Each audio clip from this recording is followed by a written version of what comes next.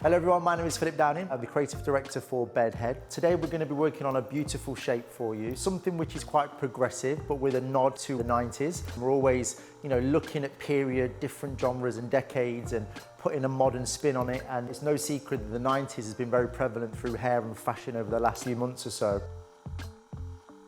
We're going to really refine this back area, create a little bit of softness because we're going to use a texturizing scissor to really clean this area. And then we're going to work some horizontal graduation through the back and then maintain a very strong horizontal line through the sides and the cheekbones there.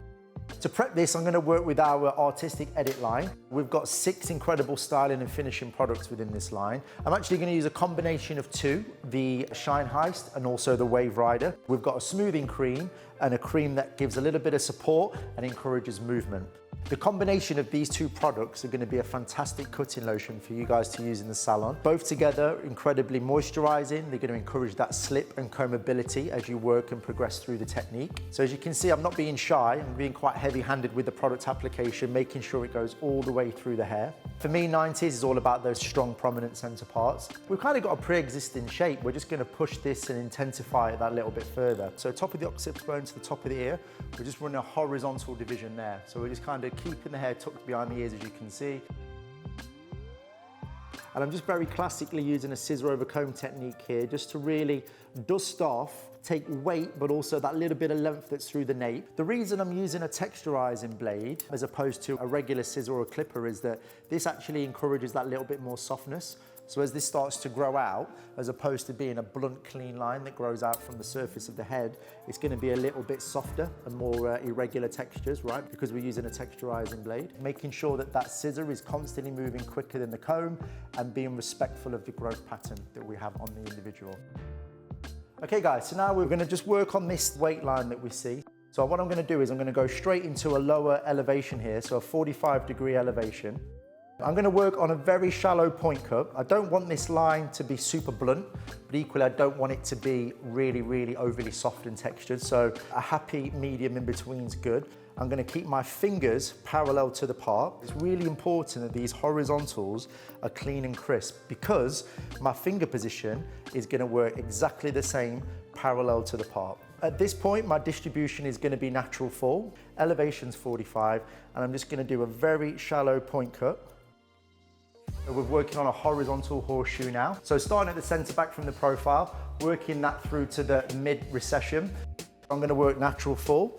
My elevation's a stationary 45 and I'm point cutting parallel to the part. If I just give you an example, there's my horizontal line. If my blade enters the hair on a vertical, this is going to be really soft. I'm looking for something with a little bit more edge and bite, so I'm just going to start to deviate off vertical and start to really change that pinpoint. So as I go through the hair, it creates a much more of a jagged approach, so almost like a sharp tooth texture. It's got a few more points of reference. It's not just one blunt line, it's got a little bit of attitude and texture. As I kind of work through to the front area here, I'm just dropping the elevation even more. So I'm going to be working to 1 finger's depth from the ear forward. So that means that we're having a little bit more softness around the back of the head where there's more density of hair. And as we come through to the front, we just lower that elevation to give us a nice, more graphic 90s grunge line through the perimeter. Okay, so I've just released that last section now. So because of the existing length, I should be able to tackle this in one more section. So everything's falling on our previous sections, so everything's natural fall. So because we're working to a low elevation, it's actually meeting our guide underneath. So if you lift up this section here, we can see our pre-existing guide that lives underneath there.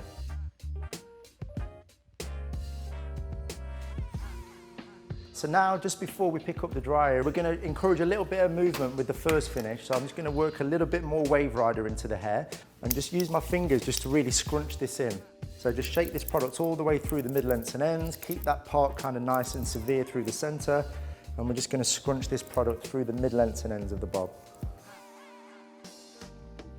All right guys, so just to dry this off, we're just gonna, on the more casual finish to create that little bit of loose movement, we're just gonna work with the diffuser. Medium speed, medium heat. We're gonna orbit the head shape to make sure this dries nice and evenly. But the idea is to create just a very soft, casual movement through those mid-lengths and ends. So just to create that little bit of soft movement through the ends, as we diffuse, we're just working through with vertical sections and twisting inwards. So this one's gonna give a little bit of definition towards those mid-lengths and ends. So I'm just gonna do this vertically all the way around. Where we have most of that length and weight, it's just gonna kind of kick up and get a little bit more movement through the perimeter. Okay guys, so now we're pretty much there. You saw us tussling that little bit of movement to create that width. Now we're pretty much there. We're going back to the nozzle and then just add a little bit of detail with a high heat, just surface over that kind of root to mid-band just to give a little bit of contrast and definition.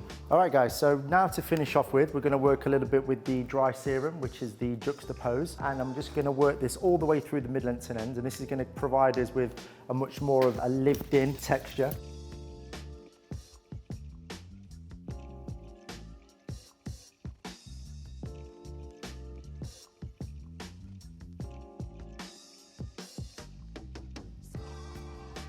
All right guys, so just a little quick recap. So we're working with a 90s grunge inspiration. So think Courtney Love, Nirvana, really encouraging that little bit of grunge through the hair. Definitely reminiscent of that skate culture through the 90s.